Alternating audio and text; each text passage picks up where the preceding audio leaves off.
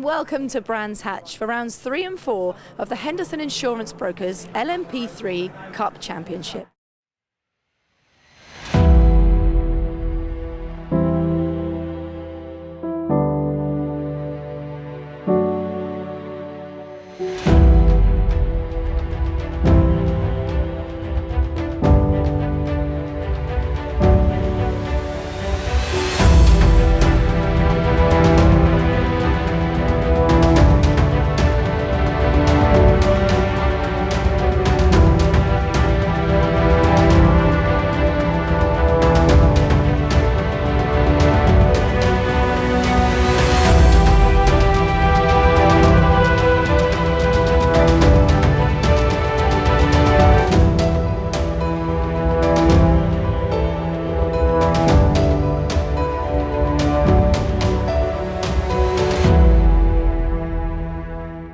Quality entry list again this weekend. United Autosports bringing their 2 cars, as are Nielsen Racing, which of course includes double Donington Park winners, the number 79 car of Colin Noble and Alistair McKaig. We also see Tock with Motorsport back, as is the HPR GCAT racing pairing of Paul Bailey and Andy Schultz.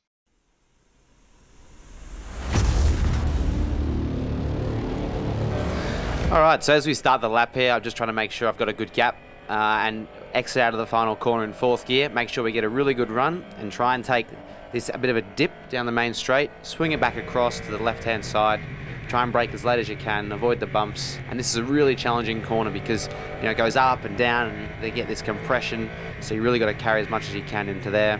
Turn 2 again is quick on the way in, got to hug that apex and really try and get on the throttle, not too early, but get to the maximum as quick as you can.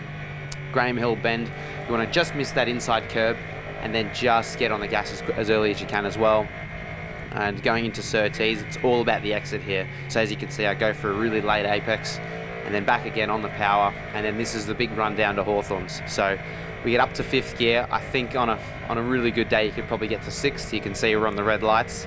Back to 5th, and you know, this is a pretty ballsy corner. This was my first proper lap this morning. So you know, it was eye-opening. And then again through the next couple corners, you really want to try and carry as much speed as you can. You know, these downforce aero cars, you need to really maximize it. And then as we come through here into the left, you really need to get that banking because you can maximize a lot of speed. And then heading down into clearways, again, it's all about getting this final corner right to set you up for the next lap and also to get the exit. So we had it right out again, and then get this dip. And then, yeah, that's a lap of the Brands Hatch Grand Prix circuit. Let's look through the grid for the first race of the weekend at Brands Hatch. Tony Wells is on pole position and Alistair McKaig is alongside. Row 2 of the grid sees Richard Dean line up alongside Andy Schultz, and row 3 is Jason Rishover and Mike Newbold alongside. On his own on row number 4 is Dean Gibbs, because there was a problem for the number 2 United Autosports car of CJ Wilson in free practice. He won't make the start. Lights are on, lights go out, and we are side by side up towards Paddock Hill Bend. Tony Wells fighting away with Alistair McKaig, and as they head up towards Paddock Hill Bend, Richard Dean's able to sneak up the inside. So Richard Dean up to 2nd, Alistair McKaig down to 3rd, Jason Rishover's there in 4th place, Andy Schultz is 5th, and Dean Gibbs at the wheel of the Speedworks car looking to try and muscle his way from 6th up to 5th. Don't quite think it worked though as they head through Graham Hill Bend on the first lap. Jason Rishover runs a little bit wide at the wheel of the Nielsen Racing prepared car. That is going to allow Andy Schultz up the inside to see, yep, the GCAT Racing prepared, HPR Racing supported car goes through and up into 4th position. So now down towards Hawthorn Hill they'll go. There goes Richard Dean through shot. There is Jason Rishover, having just been disposed down into 5th position. And all of this is allowing our race leader Tony Wells to try and build an advantage here. 4 cars fighting away for 2nd, 3rd, 4th and 5th positions as they turn their way through Sheen Curve towards the left-hander at Stirling. There it's the pedal up through the gearbox towards Clearways Corner to conclude the first lap of the race, where our race leader, as you can see, is pulling away. That is Jason Rishover in the background, goes rally crossing through the gravel. He's able to scramble his way back onto the tarmac, but that has dropped him now to the tail end of the field by the look of things. He's got work to do to catch the pack now, however. So it's now just 3 cars fighting for what is 2nd, 3rd and 4th, and here they come. Richard Dean under pressure from Alistair McKaig, who needs to attack and defend at the same time. He's got Andy Schultz sitting right on his coattails, and all of this squabbling is allowing Tony Wells, the reigning European Radical champion, to pull away in the lead of the race. Richard Dean all of his enormous amounts of experience to try and keep Alistair McCaig, the Scotsman, behind at the wheel of the Ecuria Cost supported car. So 3 as 1, second, third and fourth up towards the right-hander at Druids. And all of the time, our race leader pulling away here. So Richard Dean is under huge pressure now from Alistair McCaig as they head up towards Hawthorne Corner. So it is still Richard Dean just about hanging on to the place. Alistair McCaig's going to have a look at the inside as they head up towards Westfield Corner. McCaig's got the inside line. Richard Dean tries to turn into the apex and then realises that Andy Schultz is trying to work his way through as well. Richard Dean's already lost 1 place. He might lose 2 here as they head through Sheen Curve. Indeed he has. It wasn't a great deal that Richard Dean could do there. He just couldn't turn the car to the apex because Andy Schultz was right alongside. So what's that, 2 places lost in each place of, what, a couple of corners in reality. So towards the conclusion of the lap they'll go. Andy Schultz going really well at the wheel of the GCAT Run horsepower racing machine. With these cars powered by identical 420 brake horsepower Nissan V8 engines, all running a 6-speed X-Track gearbox as well. And this man here, Tony Wells, is doing the best of all at the moment at the wheel of the number 3 car. Finished in second place in one of the races at Donington Park. At the moment, down front, he's leading in the first of the 2 races here at Brands Hatch and is building an advantage between himself and Alistair McCaig, who's now into second place. There goes Alistair McCaig in second position. Here's the 3rd place car of Andy Schultz just appearing into view. Richard Dean should come through in the top of the car. Here he comes now in 4th position with Jason Rishover now in 5th place, having recovered his way back through the gravel. He's got himself back ahead of Dean Gibbs over the course of the last few laps, and with car number 23 is looking to try and catch the pack ahead. In fact, by the look of things, he's certainly catching Richard Dean. Richard Dean's already lost a couple of places here, so maybe that car is just struggling for pace a little bit here, but it certainly looks as though Jason Rishover now is fully up onto terms with him in his aspirations to squeeze his way through and into 4th position.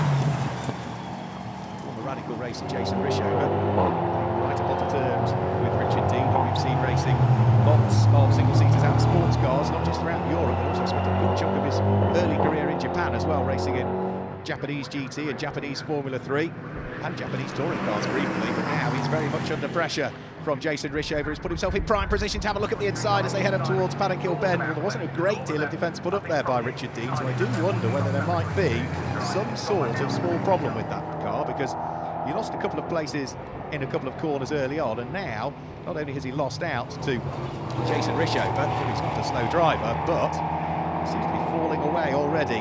So maybe it's just something not quite right with the top of the prepared car.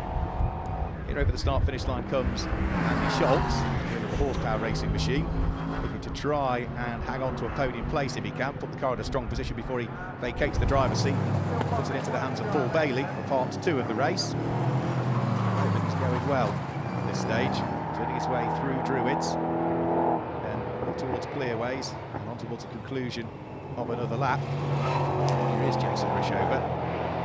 As though now he's managed to get past Richard Dean. He's certainly pulled away, hasn't he, by the look of things? So the gap is certainly coming out between the pair of them. There goes Richard Dean, falling ever more away. As for Jason Rishover, yeah, you can see the gap building all of the time between himself and Richard Dean. The top of the number 26 machine now occupies what will be 5th position in the race. As for our race leader, though, Tony Wells, he's now about to put a lap on Mike Newbold, who we've seen racing in British GT over the course of the 2017 season. Mike using his mirrors, seeing the blue flags, keeping sensibly out of the way of Tony Wells, who from pole position is looking to try and build an advantage. And indeed there was a problem for Richard Dean. Into the pits he comes. Looks as though there may be a possible puncture or an issue with that tyre or wheel rim or something. So back out into the race goes the Topworth prepared car before the pit window, so he's going to have to come back into the pits for a change of driver later on in the race.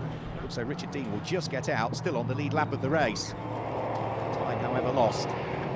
Here's Mike Newbold. This is the Douglas Motorsport machine that he will hand over to the Australian driver, Tom Randall, for the second part of the race. Tom moving over from racing in the BRDC Formula 3 Championship last year to race in sports cars this year. He is about to be placed a lap down again as Schultz is looking to try and squeeze his way through.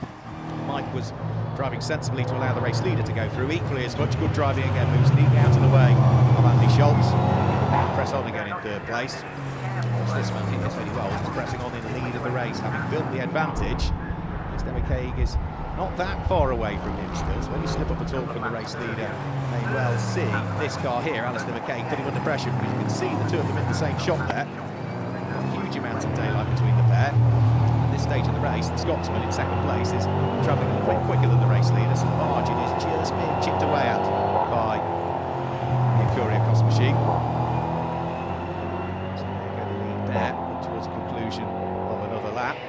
Here is our race leader now down towards Hawthorne Bend. The number 3 car of Tony Wells still continuing to lead the race at this stage. As I said, the sister number 2 United Autosports car not able to take the start of this race. Fingers crossed we'll see it out for race 2. At the moment it looks as though you can see that he's almost now caught up to Richard Dean. So Richard Dean still remaining on the lead lap following that unscheduled visit to the pits. The 26 car literally by the skin of its teeth remains on the lead lap as they press on towards a conclusion. Another lap.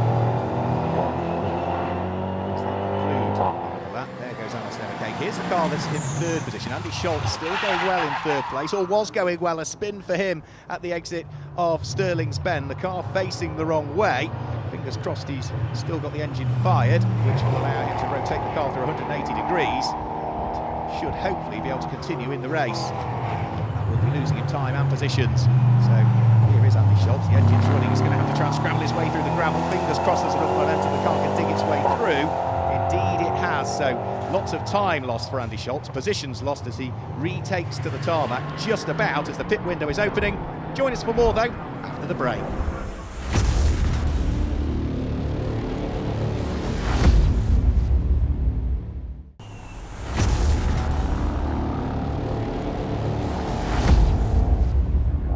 Pit window open at Brands Hatch. We can already see that Tony Wells and Matt Bell are in the process of changing out of the race leading number 3 car. This is number 23, Jason Rishover, coming in, about to hand the car over to former British Formula 3 national champion from many years ago, Jamie Spence. This is number 96. This is Dean Gibbs behind the wheel of the car. He will hand the car over to Jack Butel before too much longer. And also now coming into the pits, this is Mike Newbold to give way to the Australian driver Tom Randall. So that now means that this car, in the hands of Alistair McKay, number 79, the Courier Cross car, prepared by Nielsen Racing, leads the race at this stage, but it will be surely destined for the pits before too much longer. We're back out of the pits, now comes number 3. What was the race leading car will now be in the hands of Matt Bell. But let's hear from Tony Wells, who's down with Nicola in the pit lane. Back with Tony Wells now, who was in the lead for most of that. How does it feel passing it over to your colleague there? Relief. Oh, really? Well, done my bit, haven't I?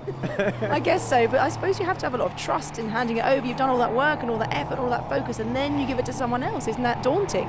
No, it's a team game. Matt's a good driver, we'll be fine. Yeah. So yeah, I'm completely happy. I put it on pole and give him 5 seconds. So that's me done. So the race continuing, and now this car leads at this stage. Car number 28, Andy Schultz, has taken up the lead of the race, but of course is still as yet to pit. So the Horsepower Racing GCAP prepared machine leading. Paul Bailey will take over that car before too much longer. Both pretty experienced in terms of racing sports cars, but not Le Mans prototypes at this stage. Back out of the pit lane we saw number 28 coming. That's Tom Randall at the wheel of the Douglas Motorsports car. Here comes Jack Butel back out of the pit lane at the wheel of the number 96 Speedworks car. All of the time whilst this man, Matt Bell, is looking to try and maintain the lead of the race once everybody has cycled through the pit stops, because that car there we have not seen as yet come into the pit lane. So Andy Schultz continuing to lead the race as he presses on down towards Hawthorne. And that is the relative gap between himself and Matt Bell. But of course Matt has pitted, so Matt Bell in second position, not that far away from the race leader, as into the pit lane does come Andy Schultz. So this should mean that the race is now back in the hands of Matt Bell. And there was a car just in the gravel trap there at Clearways Corner. I have a feeling that might be the Topworth Motorsport car of Sarah Moore that's in the gravel. So Matt Bell back into the lead of the race. The safety car coming out, I suspect, because of the car I spotted in the distance. And well, Paul Bailey has just taken over the Horsepower Racing machine. So Paul Bailey will continue on. Indeed, yeah, there is Sarah Moore. You can see her in the gravel trap at Clearways Corner. The circuit recovery vehicle looking to try and drag the car out of harm's way. And with the safety car out there, that means that that's going to bunch everybody up once more. So the advantage that Tony Wells had built up in the early stages of the race is all going to evaporate, and not a great deal at this stage. So it is going to be Matt Bell that will lead, as into the pit lane comes Sarah Moore in a rather second-hand looking Topworth Motorsport car. The mechanic's already on hand with new bodywork, a bite having been taken out of the front left-hand corner of the car, where it made, by the look of things, just the briefest of contact with the Rector-Cell barriers up there at Clearways Corner, but inspection will need to be done of bodywork, and once they get the new nose on that car, fingers crossed, we'll see Sarah, former Ginetta Junior champion, back out in the race. But of course, time being lost in the pit lane for herself and for Richard Dean, who was, of course, already delayed with a puncture in the first part of the race. So, safety car still out there. We're about to very shortly get the race back underway, because Sarah Moore's car is now safely out of harm's way back in the pit lane. Well, there's no overtaking until the start-finish line. Paul Bailey having gone a lap down, and only now can Colin Noble squeeze his way through and up the inside. Jamie Spence also trying to get past the lap cars as well, but they can only do that once they've gone over the start-finish line. So normal service resume. Matt Bell leads the race. Locked brake from number 23, Jamie Spence. So keen is he to try and hang on to the coattails of Colin Noble. So there they go through Stirling's. That's the number 72 car in the hands of Tom Randall at this stage. He is still a lap adrift following the efforts of Mike Newbold in the early stages of the race. So Tom Randall, arguably one of the quickest drivers in the field. We've seen great things from the Aussie so far this year, but he's not quite on the lead lap yet, despite the fact he is right on the coattails of the car that's currently third in this race, that being the number 23 Nielsen Racing car of Jamie Spence. So he's going to try and want to unlap himself, surely the Aussie here. So they turn their way through what is Westfield and then start to head downhill, so through Dingledale up towards Sheen Curve. Tom Randall looks for the inside line. Jamie Spence having none of that at this stage, and he's still sitting behind what is the third place car. Tom Randall's hugely keen to try and unlap himself. Is he going to have a go this time up towards Paddock Hill Bend?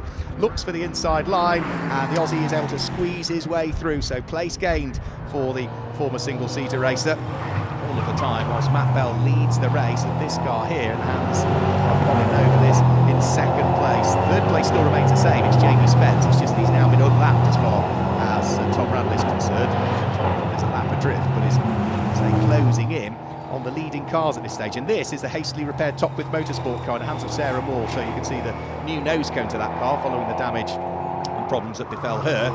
Difficult first race of the weekend for Sarah Moore, Richard Dean and the Topworth team. Now at the moment, got several laps adrift. About to go another lap adrift as our race leader is bearing down on them again. So here comes Matt Bell, former podium finisher at Bathurst is Matt. We've seen him racing out in the Asian Le Mans Series over the course of this year. Hugely experienced, and he is leading the race at this stage. Has been very much part of the United Autosports family for a good few seasons now. There is Colin Noble in second position. Tom Randall still trying to work his way through slower cars, albeit so that car is at the moment off the lead lap still.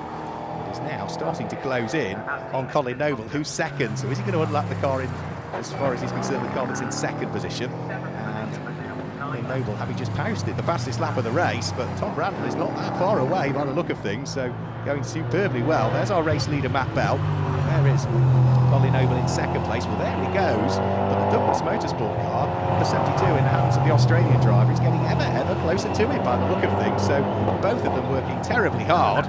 Shame it's not for position on track. Otherwise, that would be a great little fight that's going on. Either way, it's fantastic to watch. Race leader turns his way through Druids. There goes number 23, Jamie Spence. He still sits there in what is third position at the moment. Matt Bell, on behalf of United Autosports, it looks as though himself and Tony Wells might potentially be heading to victory number one of the season so far. They finished second in one of the races at Donington Park. They had a puncture right at the very end of one of the races at Donington, which dropped them down through the order, but they've had the pace throughout the course of the day. They lead the race. This car here, number 23, now in the hands of Jamie Spence, still lies there in what is third position. And this car here, number 28, Paul Bailey, that car is at the moment in fifth position, having taken over the car from Andy Schultz. They managed to get their pit stop done just as the safety car was coming out. He's about to shortly go further lap adrift by the look of things, as our race leader keeps pressing on. So here comes our race leader through the left-hander at Stirling's and is about to head towards what would be the checkered flag in a few moments' time. So up towards the braking area for Clearways Corner. One more corner to go, and it looks as though it is going to be a debut win in the Henderson Insurance Brokers LMP3 Cup Championship for Matt Bell, who heads over the start-finish line to take the checkered flag, and Tony Wells, who did all of the hard work in the early stages. They claim their first win of the season. Themselves and the United Autosports team will be highly delighted with what has been a solid start to the weekend for them here at Brands Hatch. So Matt Bell acknowledges the crowd as he turns his way round on his slowing down lap. And of course he will head to the top step of the podium. So confirmation of the results then. It's a win for Tony Wells and Matt Bell, with Colin Noble and Alistair McCaig in second, and Jason Rishover and Jamie Spence in third. Fourth is Newbold and Randall. Fifth is Bailey and Schultz. Jack Butel and Dean Gibbs are there in sixth place, and it's Richard Dean and Sarah Moore that were the last of the finishers. Now back with you again, Tony. I know you said earlier on when the changeover happened that you were relieved that your job had been done, but were you really all that relaxed in those last few moments with your teammate? Well, obviously the safety car sort of took away 12-second advantage, so that was not so relaxing. But I mean, Matt's pace immediately after the safety car was really strong, and he pulled out 5 seconds, and then you can just keep your head down from there. So yeah, I was quite relaxed. You know, car was working well, and we were in no danger, so well done. Fantastic. Well, Matt, obviously Tony put in the work in the first half and then finished off in the second there. But how does it feel to take the lead? It was great. You know, that's the dream race. Teammate puts it on pole, does all the hard work at the start, brings it back in the lead, and hands it over. So he did a lot of the hard work. Went a very good pit stop again. That all seemed to go really smooth. And it was just a case of getting my head down and making sure I could steer clear of that young man who's always pretty quick. But no, our pace seemed pretty good. I think he managed to pit me to fastest lap, but we seemed to sort of ebb to and fro on the gap, so that was good, and just had to bring it home in those last couple of laps. Yeah, well, I'm here with Colin and Alistair, who placed second in today's race. Of course, it was very nail-biting at one point, and you really did give the winners a run for their money today, I'm sure. How does it feel to be placing second, and what do you want to do for tomorrow? Yeah, no, it was good actually. We had a nice clean race. Tried to hang on to Tony at the start, but Richard Dean got past me at the start. But I managed to get by him after the first couple of laps. So, but Tony, who won the race, did a fantastic job. And so did his teammate Matt. We just didn't quite have the pace to take it to them today, but we'll try go one better tomorrow and see if we can get on the top step. Absolutely. I mean, all eyes literally were on the two of you, the two cars there. Anything that you think you might do differently tomorrow? Not really. The pace of the car there was good. We had fastest lap. Alistair had the fastest AM lap. So just the safety car kind of hurt us a bit. Just got cold tyres. I couldn't get temperature back in my front tyres there in the first few laps, and they got the gap, and then we started pulling them back in at the end, but it was too much too late. I'm here with Jamie and Jason, who placed third in the last race. How was it for you today out there? Yeah, good. Really enjoyed it. I really enjoyed myself. Yeah. And for you? Sorry, I didn't hear the question. How was it for you? Yeah, it was a good race. I think third was the best we could have hoped for today. The car wasn't 100%, but I'm sure we'll make some alteration and come back strong tomorrow. I mean, obviously everyone has a fantastic team working around them. How do you feel that your team fared with the issues that you faced with your car today? Oh, they're great. Our team are fantastic. Nielsen Racing really look after us. And then, as I said, Jamie, we're going to make changes if they'd be straight on it, working right through the night, hopefully. Right. But we're excited about tomorrow. Let's see whether we can be back up here. Oh, well, I hope so. What are your hopes for tomorrow? Do you think there's going to be anyone out there chasing you? Do you think you can push it to the second or first? We hope 2 spots better than we was today. That's the aim. Never to go backwards, to go forward. And I'm sure working hard with the team tonight, we will improve.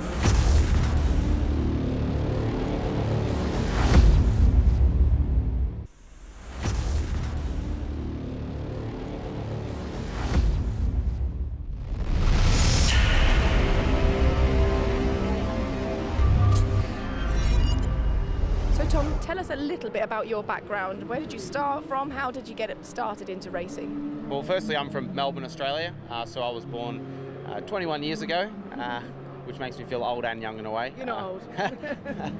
So I started go-karts when I was 7. My dad brought home a go-kart for me, and I hopped in and I loved it. So my dad used to race as well, and he used to run a sort of servicing business for Saabs and Volvos, and now he runs his own race team in Australia.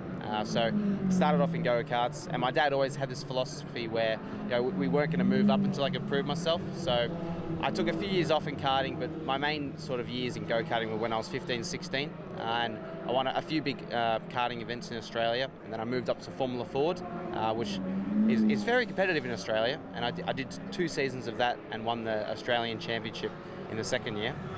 Then the following year I raced in Australian Formula 4, which is the exact same championship as the British Formula 4 series, and finished second in that. And then last year I did the BRDC Formula 3 Championship, finished 4th overall with a few wins, and then did the Toyota Racing Series at the start of this year and won the championship. And I worked with Mike last year as a driver coach when he was racing in Ginetta G55s, and then he did a test day with United Autosports in the Leisure LMP3 and really loved it. And he bought a car and asked me to drive with him. And you know, I really think it's a great opportunity to showcase my talent and, you know, hopefully try and make it into a professional prototype career.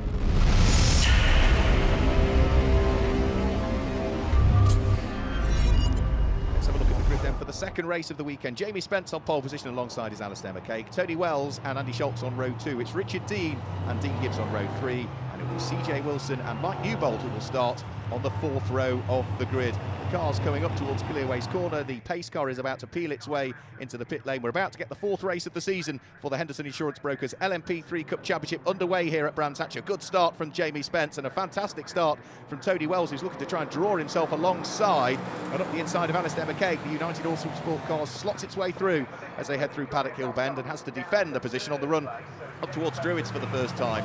So Andy Schultz is there in 4th place. 5th place is going to be Richard Dean at this stage, and it will be Dean Gibbs who's there in 6th position. So the car's just bouncing over the curbs. These LMP3 cars don't particularly like the high curbs, so the drivers have to adjust their driving style if they've been used to driving things like GT3 machinery. For the moment, the squabbles in the early stages are very much on. Pulling away in the lead of the race is Jamie Spence, so the Nielsen Racing prepared car pulling away from these two that are doing battle, rolling their sleeves up and getting on with it are Tony Wells in 2nd place and what is Alistair McCaig in the 2nd of the 2 Nielsen prepared cars, the Acuria Cos car that sits there in 3rd place. Nose to tail through Stirling's they'll go, again just bouncing off the curbs. On the exit of the corner goes the reigning Radical European champion Tony Wells, former UK champion as well as he was in Radicals, whereas for Alistair McCaig behind, we've seen him in the likes of British GT and sporadically and Blancpain as well over the course of the last few seasons. Those two being dropped though by Jamie Spence. Next 4 cars aren't that far apart in reality. 2nd, 3rd, 4th and 5th places still very much together as Jamie Spence builds the lead advantage. Up towards Hawthorne comes that battle for what is 2nd and 3rd position. Tony Wells having to drive the wheels off his Ligier to try and keep the aspirations of Alistair McCaig at bay all of the time, whilst also Andy Schultz is not that far away at the wheel of the horsepower racing machine. Also managing to get the coattails of them is Richard Dean, who'll be hoping for good things at the wheel of the top group prepared car. Those are the 4 cars, 2nd, 3rd, 4th and 5th, all in shot together. And up the road, well up the road now, is Jamie Spence building the advantage towards breaking out for Druids once more, despite the fact that Alistair McCaig has been continually close to the coattails of Tony Wells. He's not as yet been able to pick his pocket, so the order still remains the same, despite the very best efforts of the Scotsman to try and thread his way through. Through Hawthorne, up towards Westfield yet again they'll go. It is still the United Autosports car that just heads the Nielsen prepared car. This is a good fight that's going on. This is for 6th, 7th and 8th position at this stage, which is Dean Gibbs fighting away with Mike Newbold, and also CJ Wilson's not too far away, the American driver, who's had a pretty horrid weekend really at Brands Hatch. His first visit to Brands, a car and a circuit he's unfamiliar with, but he's worked his way into contention with this little battle for 6th position as they continually thread their way around the circuit. Dean Gibbs in the Speedworks prepared car, just ahead of the blue and white Douglas Motorsport prepared car, and then the 2nd of the 2 United Autosports cars in the hands of the left-handed baseball player CJ Wilson. Through the left-hander they work their way. So CJ Wilson is now getting himself right up onto terms here with Mike Newbold. So he might be unfamiliar with the car, might be unfamiliar with the circuit, but he's got quicker and quicker and quicker as he's learnt more about the track and the car, and is now involved in what is arguably the best battle that we've got on circuit at the moment. 3 has 1 down the Derek Minter straight in towards Westfield. Here is also the battle now for 4th position. because it certainly looks as though Richard Dean is giving Andy Schultz a thing or two to think about. Andy, who we've seen racing in British GT historically, he was also a group champion in the GT Cup a few seasons ago, himself and Paul Bailey. So it doesn't matter where you look, there are fights going on at the moment, albeit there aren't actually changes of position. We've still got this little trio locked together as they descend downhill, and CJ Wilson's got the inside run here on Mike Newbold. Are they going to squeeze their way through? No, Mike Newbold chops across the front. There was just the lightest of touches between the two of them by the look of things. No damage done to either, but Mike Newbold really having to stick his elbows out there to hang on to the place. Now that he's defended, his mind is turned back towards attack once more. Dean Gibbs, a driver who raced in the GT Cup Championship in an Aston Martin GT4 last year, under pressure from Mike Newbold, who's driving the wheels off the Douglas Motorsport car and looking to try and squeeze his way up the inside on the exit of Surtees corner. Might just make it stick, and indeed he has, yeah, as they head through Pilgrim's Drop. It is going to be a shuffle in the order. Dean Gibbs loses out, and that promotes the number 72 Douglas Motorsport car in the hands of Mike Newbold up through the order at this stage. Trio still together though. CJ Wilson locks the rear tyres and deposits the car into the gravel trap at Stirling's corner. I doubt there's any coming out from that position in the gravel trap, which surely means that there's going to be localised yellow flags whilst our marshals deal with the incident, and possibly even a safety car period coming up. Tony Spence won't worry though, he still leads the race. Here's the battle for second, still together as well. Tony Wells just cannot shake away Alistair McCaig as they go past the point of the incident. There's the stricken car of CJ Wilson. Pressing on past it though is the sister car to it, and indeed safety car is coming out, so safety car comes out onto track. That is going to bunch everybody up, and for Jamie Spence, rather frustratingly, all of that hard work that he'd done to build up the lead advantage has all disappeared to not a great deal now in reality. CJ Wilson looking to try and get the car back on circuit. You can see the baseball on the right rear of that car. It's an American driver able to race with us in the Henderson Insurance Brokers LMP3 Cup this weekend. And with the cars weaving their way from side to side, trying to maintain temperature in these controlled Pirelli tyres that all of these cars run. Shouldn't take too much longer to get CJ Wilson's car out of harm's way. No damage done, a quick visit to the pits to get all of the gravel out of it, and he should be able to continue in the race. So the cars working their way down the Derek Winter Straight, weaving from side to side as much as they possibly can. Jamie Spence hugely keen to get the race back underway, but of course we need to get CJ Wilson's car out of harm's way to start with. It's almost being done now, so the last few bits of work just being done up at Stirling's corner. The car's back on the tarmac, there it is. The marshals, I think, just waiting for CJ Wilson to do a three-point turn, which isn't the easiest thing in these cars. They don't have a lot of steering lock, so might be 2 or 3 attempts to get that car back pointing in the right direction. So safety car will remain out there until the car is out of harm's way. There it is, indeed it is. So TJ Wilson will surely head for the pit lane to get the car checked out by the United Autosports team, and indeed is, which now means that the circuit is clear. It also means that we are able to very shortly get this race back underway once more. So safety car peels off, and well, Jamie Spence was keen to get on with it, wasn't he there? He bounced off the curb and almost into the gravel, trying to get the car restarted as quickly as he possibly can. It almost caught him out there, so 3 for the lead together. Jamie Spence leads, Tony Wells second, Alistair McCaig there in 3rd place. The safety car really having bunched them all up again. And then it's going to be Andy Schultz who's there in 4th place, just ahead of Richard Dean in 5th position. But Jamie Spence, I think, maybe almost a little bit too keen to get things back underway, but he's already starting to build the lead advantage again. He's seen it whittled away because of that safety car, but you can see now just putting a bit of daylight between himself and the number 3 car, still in the hands of Tony Wells, as they thread their way through Hawthorne. Very, very quick, daunting right-hander is Hawthorne, particularly in these cars with all of their aerodynamic downforce that they provide. For Tony Wells, he is having to, I think, just allow the leader to make good his escape, because his efforts are fully focused on trying to keep Alistair McCaig at bay, who almost had an opportunity there. So instantly Tony Wells moves the car over to the left-hand side of the circuit, protecting the inside line to Stirling's. That will have slowed him a little bit more, and again you can see the lead advantage is building further, because Tony Wells has little choice but to defend from the Acuria Cost car. So a double winner of the opening 2 races at Donington Park up in the East Midlands, and Alistair McCaig weaving from side to side, trying to put Tony Wells off. But Tony, hugely experienced nowadays, just positioning the car exactly where he wants, and now that's allowed 4 cars to catch up. So the fight is on. 2nd, 3rd, 4th and 5th, all absolutely together in this second race of the weekend of the Henderson Insurance Brokers LMP3 Cup. It's Tony Wells that's at the front of that little queue of cars. despite the close attentions of Alistair McKay, who's just faded away a shade now. He pushed on, maybe he's just eased things off again now. So he still resides there in 3rd position. Here is number 72, that is Mike Randall. He has now looked to try and make good his escape from the Speedworks car in the hands of Dean Gibbs, but Dean Gibbs has other ideas about that in reality.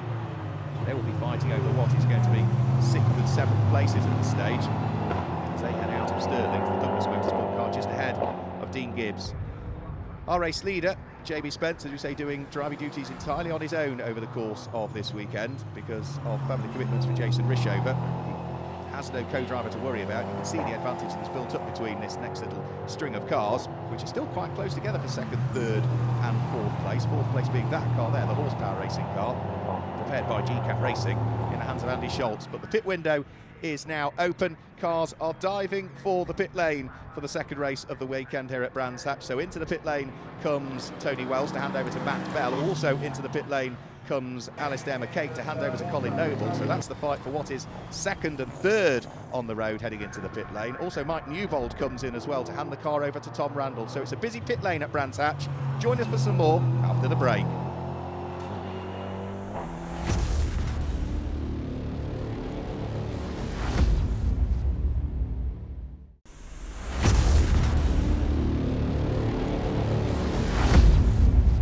Welcome back to Brands Hatch with the pit window open. The race is now for who can service the cars quicker in the pit lane, and by the look of things, through and gaining a place over the number 3 United Autosports car that's now in the hands of Matt Bell has gone Colin Noble, who's just taken over that Curiacos car from Alistair McKay. So they're still together, but the order has been shuffled between those two. I'm sure they will resume their battle on track for the 2nd part of this race. This car here is currently in 2nd position, number 28. The horsepower racing car still in the hands of Andy Schultz is as yet to pit. Because it hasn't pitted, it is a full lap ahead now of those that have just come back out of the pit lane. This car also yet to pit. This is our race leader, again being run by Nielsen Racing, Jamie Spence, who, as I said, yesterday shared the car with Jason Rishover, but Jason unable to race today at Brands Hatch. So Jamie looking to do the full 1 hour on his own. As for Andy Schultz, well, at the moment he's got cars that are a lap adrift of him but have pitted, starting to close up in his mirror. Of course, the race order will reassert itself once everybody has cycled through the mandatory pit stops. Long brakes there from Matt Bell as he anchors the car up, heading in towards the left-hander at Stirling's. And now it looks as though they're also trying to squeeze their way through and past the number 2 car of CJ Wilson, that is what the best part of 3 or 4 laps adrift following his gravelly moment in the first section of the race. As yet, though, to hand the car over to what will be Andrew Evans for the 2nd part of the race. As for Andy Schultz, now is he going to close the door? No, he's not. He leaves the door open and allows both Colin Noble and, of course, Matt Bell to squeeze their way through. So those 2 cars are now ahead of the horsepower racing car. That wasn't for position. That is, in reality, just unlapping themselves. Into the pit lane now, from the lead of the race, comes Jamie Spencer. The number 23 car is in. Of course, Jamie will remain behind the wheel for the 2nd part of the race. Now, can the Nielsen team get the car serviced and get it back out on track before the car of Colin Noble and, of course, Matt Bell comes back round? We managed to catch up with Andy Schultz in the pit lane. Well, it's nail-biting stuff halfway through the last race of the weekend. I'm here with Andy to find out how it all went. How'd it go?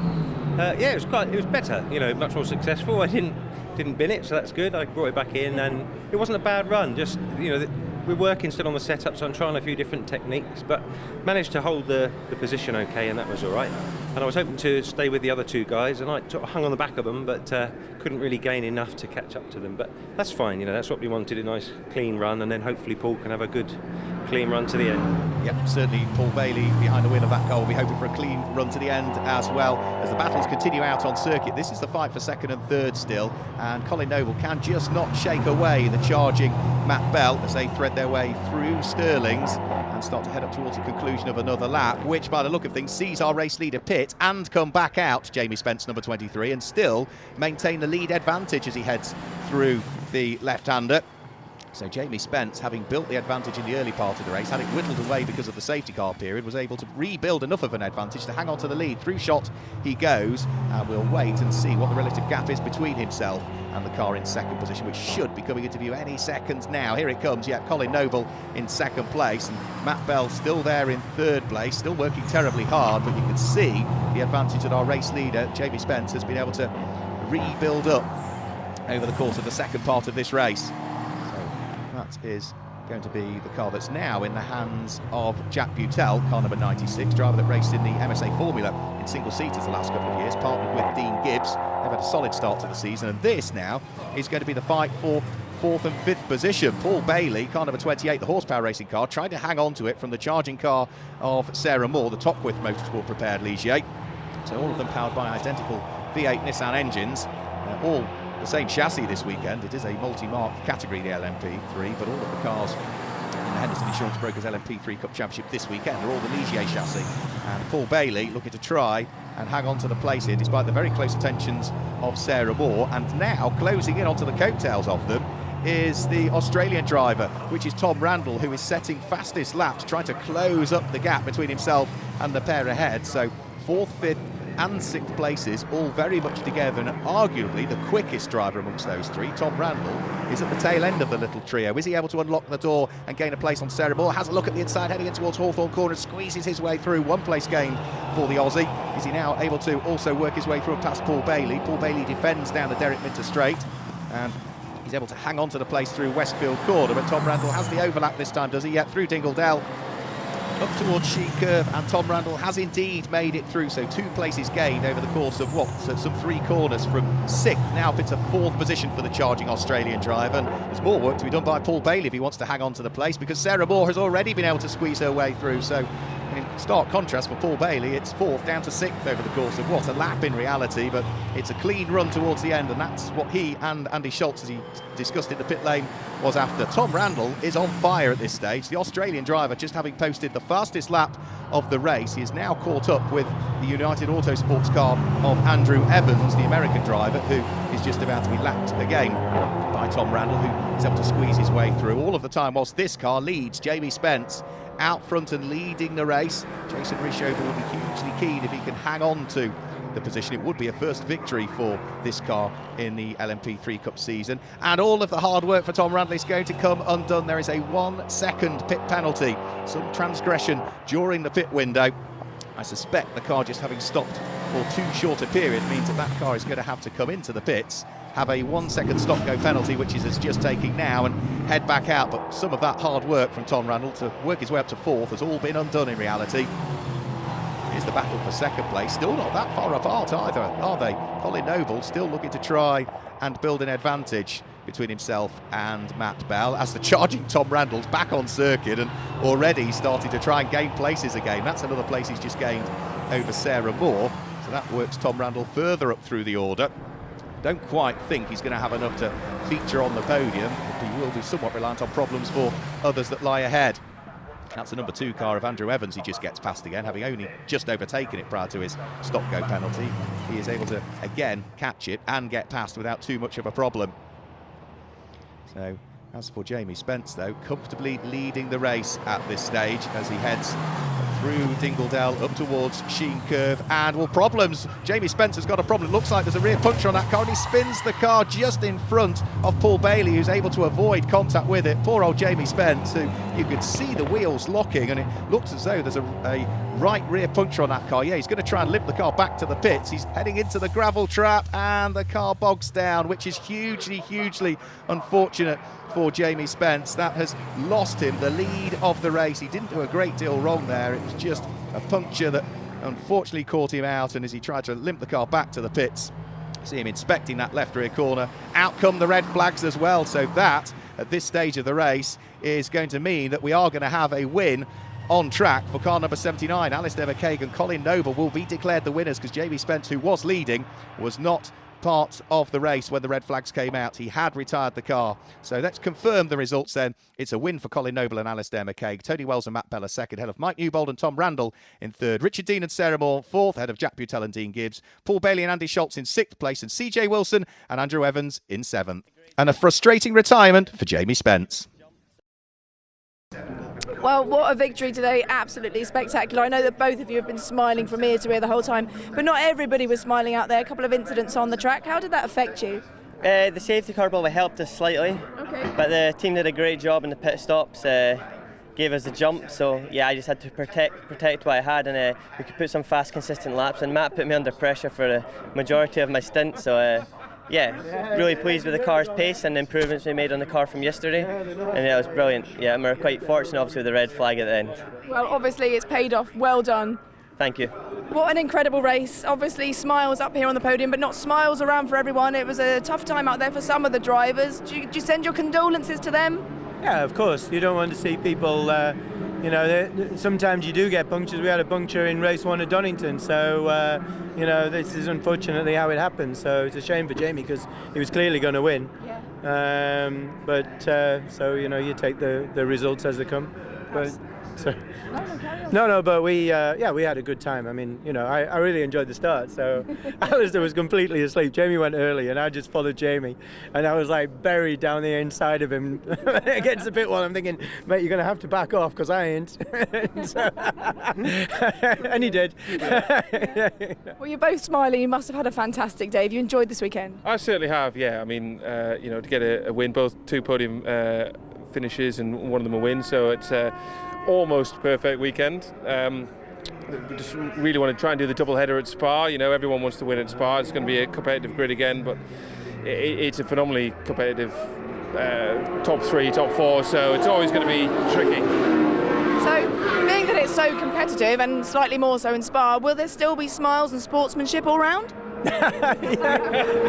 Well, you can't not have fun doing this, can you? Really? So yeah, we'll give it a good go. I like Spa.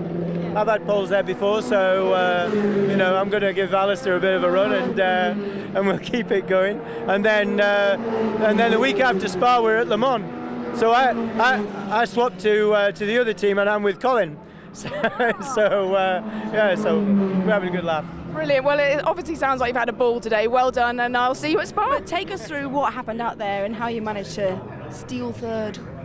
I think it all started with Mike's stint. You know, he drove great, and Mike, you tell him. Well, no, you go on, Tom. Go on, you're the man. I think we got lucky with the safety car. And then in the driver change, unfortunately, I think we just jumped the gun a bit too much. So I got 1 second drive through, but I managed to come back and get back up to 4th and just try to keep putting in the fastest laps I could, because I didn't really know how far I was away from 3rd. And then unfortunately, Jamie Spence, I heard he had a puncture or something, and that promoted us to 3rd. So, you know, again, I'd like to thank all the team, Douglas Motorsport, Mike for the awesome opportunity, and you know, I think it should be a really exciting Spa round. Let's have a look at the championship standings. After 4 rounds, it is Colin Noble and Alistair McCaig that have a reasonably healthy 27-point lead at this stage from Tony Wells and Matt Bell in 2nd place. And Mike Newbold and Tom Randall are now up into 3rd place, with Cerebral and Richard Dean, however, just 6 points adrift in 4th place. Jason Risherover and Jamie Spencer in 5th. Jack Butel and Dean Gibbs complete the top 6. Well, we've come to the end of an epic weekend here at Brands Hatch. We've seen everything from near misses, crashes, torrential downpour to glorious sunshine in terms of the weather. But what has to be said is it has been a really wonderful weekend. Now join us next time when we'll be at the world famous Spa races in Belgium.